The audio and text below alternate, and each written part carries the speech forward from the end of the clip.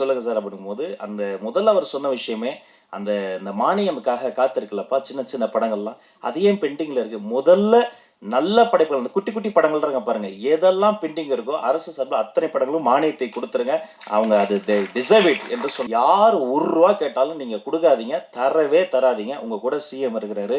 நீங்க என்ன புரொடக்ஷனுக்கு என்னவோ அத பார்த்துக்கங்க. ஆர்டிஸ்ட்க்கு என்னவோ அத பார்த்துக்கங்க. அதுதானே செய்ய போறோம். இது வேலை. உலகத்துல வேலையை செய்யறதுக்கெல்லாம் யாரும் பாராட்ட மாட்டாங்க. அதனால நாம அப்படி சிஸ்டம் மாறி போச்சு. நாம வேலையை செய்து கொண்டிருக்கிறோம். அதை சிறப்பாக செய்து கொண்டிருக்கிறோம். அது உண்மையாக செய்து கொண்டிருக்கிறோம். எந்த ஒளிவு மறைவு இல்லாம டிரான்ஸ்பரண்டான ஒரு கவர்னன்ஸ் தருவதற்கான ஒரு முயற்சி தான். மாண்புமிகு முதல்வர் அவர்களிடம் அனுமதி பெற்று ஆலோசனை செய்து எல்லாம் ஃபர்ஸ்ட் மீட்டிங்லயே வந்து எல்லாம் முடிஞ்சு போகும். திரும்ப கூப்பிட்டார் ராஜ் அப்படின்னாரு. அப்படியே ஓடி போய் சொல்லுங்க சார் அப்படிங்கும்போது, அந்த முதல்ல அவர் சொன்ன விஷயமே, அந்த இந்த மானியமுக்காக காத்திருக்கலப்பா, சின்ன சின்ன படங்கள்லாம். அது ஏன் பெண்டிங்ல இருக்கு? முதல்ல நல்ல படைப்புகள், அந்த குட்டி குட்டி படங்கள் இருக்க பாருங்க. எதெல்லாம் பெண்டிங் இருக்கோ, அரசு சார்பா அத்தனை படங்களும் மானியத்தை குடுத்துருங்க. அவங்க அது டிசர்வ் இட் என்று சொன்ன ஒரு மாண்புமிகு முதல்வருக்கு இந்த நேரத்துல நாங்க நன்றியும் இதன் மூலமாக நான் தெரிவித்துக் கொள்கிறேன். அது மாதிரி அது ஒரு இன்னொரு விஷயமும், ஒரு காலத்துல வந்து தமிழ்நாடு தான் சினிமாவுடைய கேபிட்டலா இருந்தது. எல்லா ஷூட்டிங்குமே இங்க நடக்கும். கொஞ்சம் கொஞ்சமா இன்னைக்கு வந்து ஹைதராபாத் போயாச்சு. கொஞ்சம் கொஞ்சமா எல்லாமே அதர் ஸ்டேட் போயாச்சு. அதுக்கு வேரியஸ் ரீசன்ஸ். அதெல்லாம் பகுப்பாய்வு செய்வது தான் எங்க வேலை.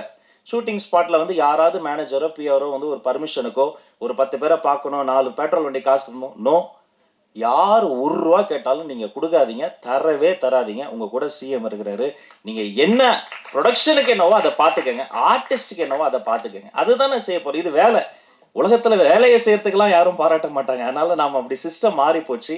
நாம வேலையை செய்து கொண்டிருக்கிறோம். அதை சிறப்பாக செய்து கொண்டிருக்கிறோம். அது உண்மையாக செய்து கொண்டிருக்கிறோம். எந்த ஒளிவு மறைவு இல்லாம டிரான்ஸ்பரண்டான ஒரு கவர்னன்ஸ் தருவதற்கான ஒரு முயற்சி தான்.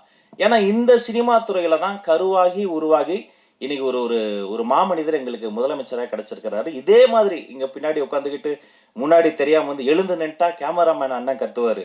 முன்னாடி வரலன்னா ஸ்பீக்கர் கிட்ட மைக்கு போடலன்னா எங்க ஆபீஸ்ல என்னுடைய மேனேஜர் கத்துவாரு.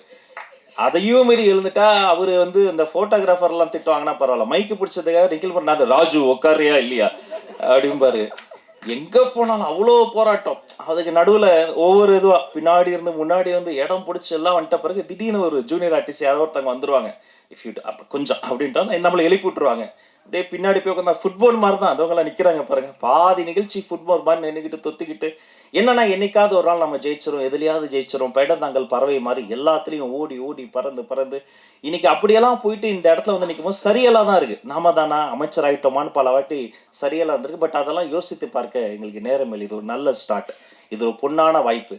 இந்த மேடையில் எங்கள் அண்ணன்கள் என்னெல்லாம் கேட்டாங்களோ அதை செய்வதற்கு ஒரு பொன்னான வாய்ப்பு.